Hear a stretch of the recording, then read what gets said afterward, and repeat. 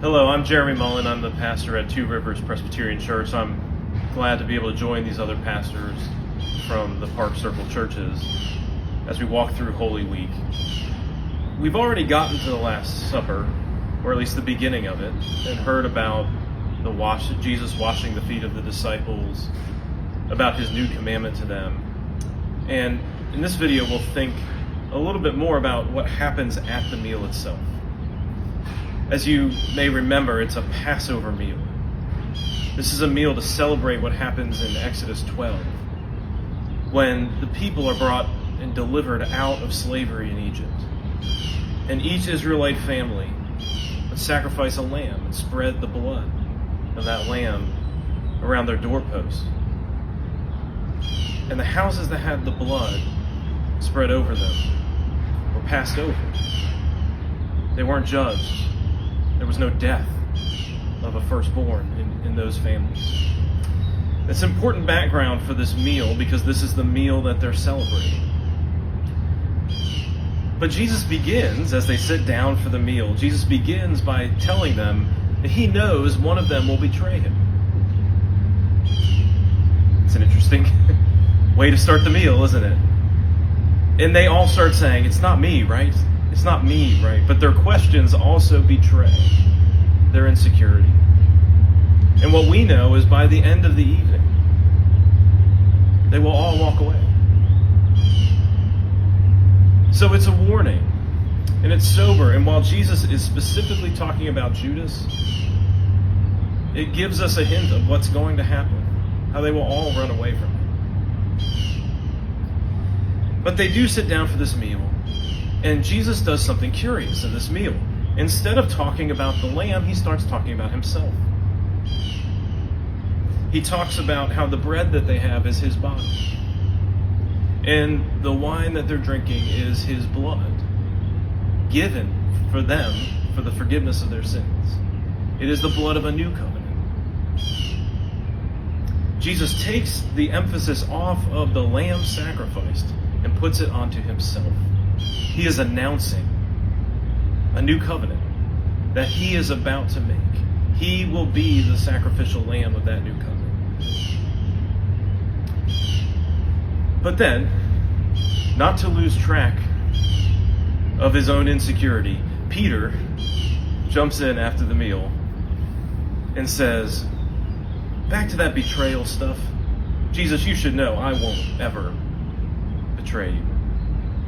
And of course, Jesus tells him that you will betray me 3 times before morning, before the rooster crows. There are a lot of things we can learn from this. There's a lot of things that have affected the life of the church in this meal as it unfolds. But I think there are 3 things that will be really helpful for each of us to reflect on this week. First, to be reminded that Jesus is the sacrifice on our behalf. Jesus is the lamb that took our place. He substituted himself for us, his life for ours. And what he will do tomorrow, on Good Friday, will be the once-for-all sacrifice we need. The life that we could not live, would not live, for our life. And we need to stop and reflect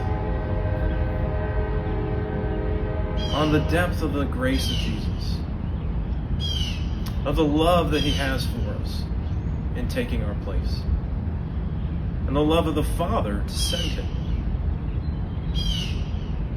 And that's always worth our time. Second, we need to see that this meal was given to us as a celebration of what Jesus is going to accomplish. Now, it's not a raucous party. In fact, this meal, Jesus told them to continue to celebrate it, and that one day he would celebrate a full feast with them in eternity. And this has been formative for the church right away in Acts.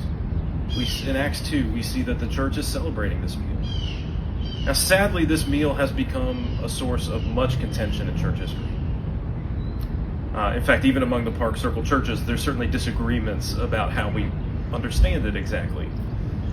But one thing is plain, however we understand it to work, that Jesus gives this meal as a sign, a symbol of what he is doing, and he will bring us together in his feast.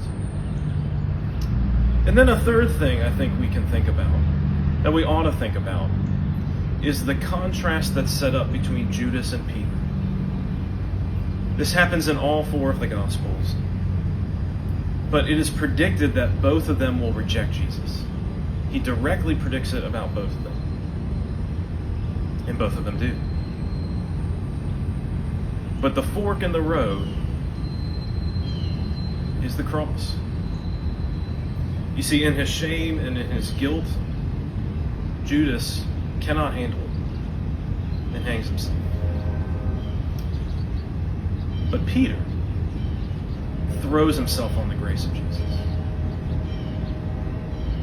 Judas and Peter are set up as examples for us to see that the cross is the great fork in the road. And what we're invited to see in the cross is the depth of our sin. But more than that, the height of God's grace. So I encourage you to reflect on those things today and think about how wonderful God's love is, how deep his grace is, that he would give his son for us. Thank you. Sin had left a crimson stain, he washed it white as snow.